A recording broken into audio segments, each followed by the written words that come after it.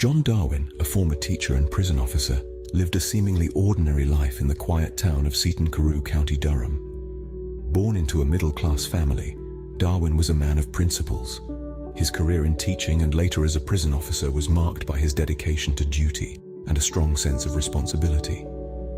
In his personal life, Darwin was a family man, happily married to Anne.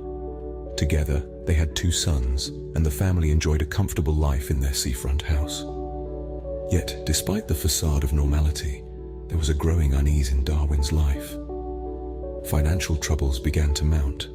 Their dream house became a symbol of their debt, and the weight of their problems was taking its toll. But beneath the surface, trouble was brewing. Unbeknownst to the townsfolk of Seaton Carew, a storm was about to hit, one that would shatter the peace of this small community and thrust John Darwin into the national spotlight.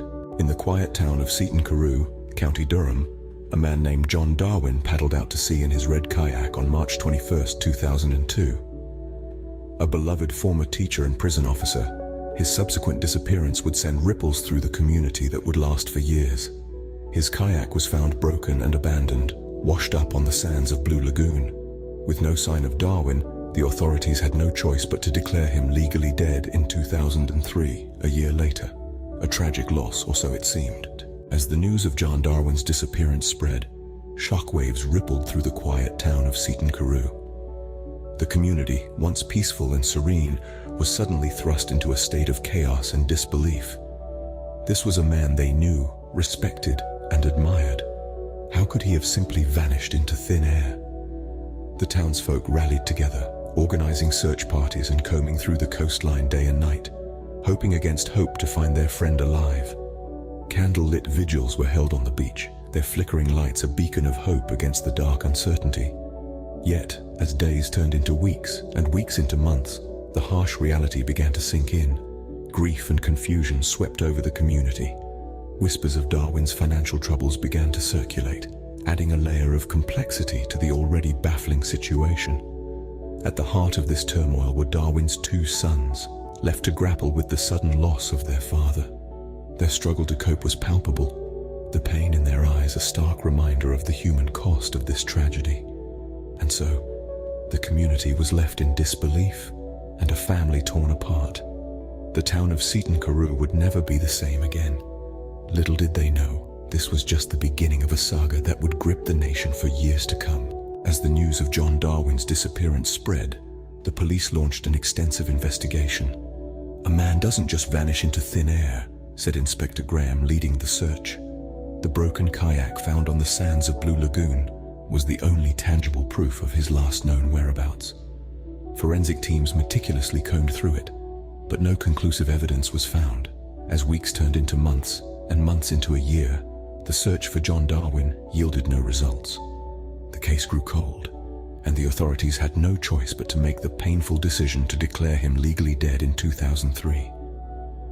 But the disappearance of John Darwin was not a closed book. Unanswered questions lingered in the air. Whispers of doubt echoed in the minds of the Seaton Carew community. The broken kayak, the lack of a body, the sudden disappearance, it all seemed too easy, too convenient. Inspector Graham couldn't shake off the feeling that something was amiss. "The case of John Darwin," he would often say, "is far from closed." Little did he know how right he was. Little did the world know. A plot was unraveling behind closed doors. John Darwin, alive and well, was living a secret life next door to his family home, and later moved back in with his wife Anne. Together, they hatched a plan to escape their mounting debts. A death certificate was issued, a grieving wife played her part, and the life insurance claim of £250,000 was paid out. With their newfound wealth, the couple paid off their mortgage and began planning a life far from the scrutiny of their past. Their sights set on Panama, they formed a company, purchased property, and prepared to vanish into the sunset. Yet even the best laid plans can come undone. A colleague of Anne grew suspicious, leading to the start of a police investigation. In Panama, the Darwins began to build their new life. They were new faces in a foreign land, attempting to blend into the vibrant tapestry of the local community. They invested in a sprawling property, indulged in the local cuisine, and even attempted to learn the language. It was as if they had stepped into a whole new world, a paradise crafted from their ill-gotten insurance payout. They enjoyed the luxuries of their new lifestyle, basking in the warm tropical sun and savoring the freedom they believed they had won. Their days were filled with laughter and leisure, a stark contrast to the ordinary life they had left behind.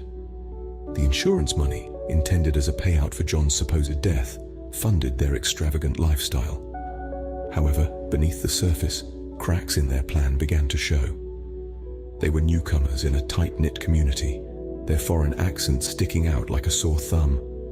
Their ostentatious lifestyle raised eyebrows, and whispers of their sudden wealth spread like wildfire. Their attempt to erase their past and start afresh was not as seamless as they had hoped. Despite their best efforts to keep a low profile, they couldn't escape the curious glances and the hushed whispers. Their paradise was not to last.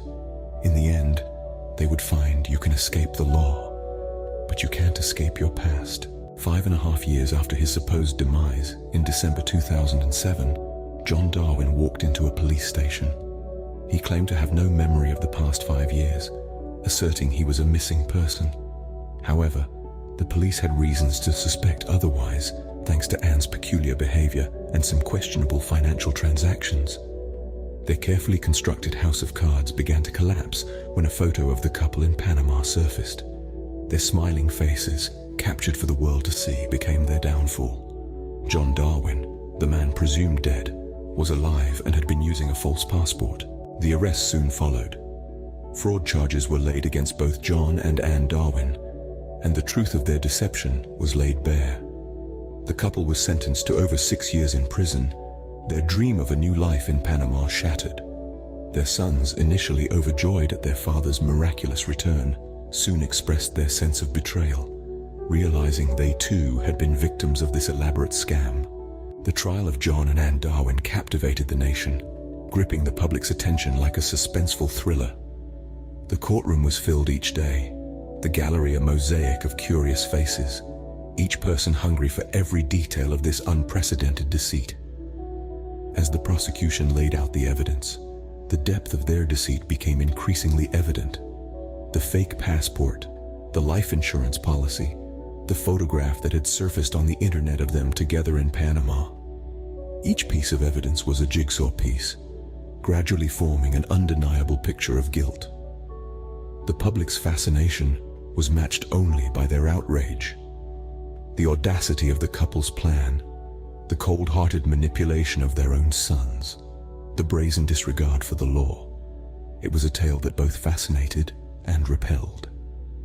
As the trial progressed, the public sentiment towards the couple shifted from shock to anger.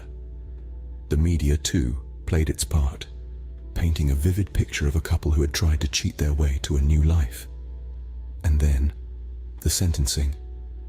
The judge's words echoed in the silent courtroom, a damning verdict that left no room for doubt. Over 6 years in prison for both John and Anne Darwin, their dream of a new life in Panama, now an unreachable mirage.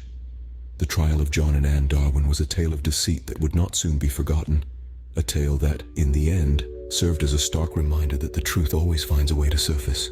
So the tale of John Darwin serves as a stark reminder that truth can be stranger than fiction. A man who faked his death, a wife who played along, a life insurance scam, and a plan to start afresh in a foreign land. All elements of a story that captivated